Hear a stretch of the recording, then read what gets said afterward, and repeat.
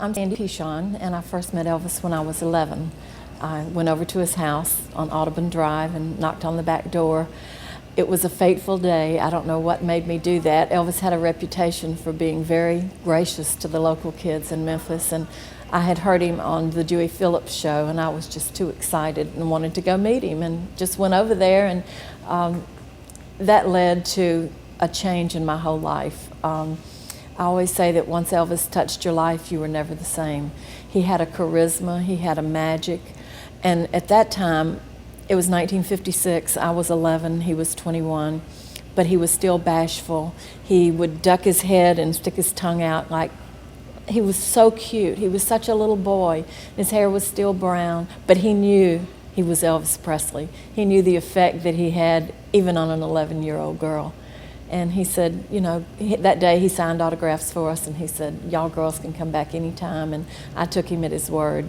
I'd go over after school. A lot of times he was real busy that year. He might not even be at home, but his parents always welcomed me. His mother made cookies that I was fortunate enough to get to eat her cookies. I was there when they were digging the pool and building the little house in the back where he put the motorcycles, and it was just a life-changing event for me.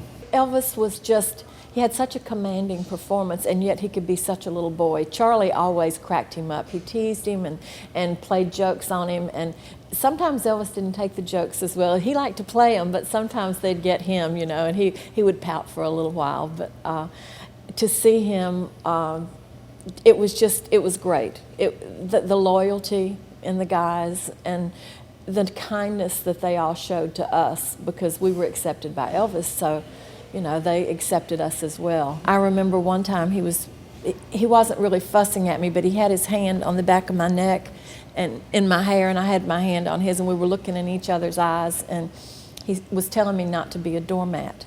He said, you know, you've got to stand up for yourself, and he was being very serious, and I'm looking at him, and I said, you are too pretty to be a man. And he said, woman, you are crazy.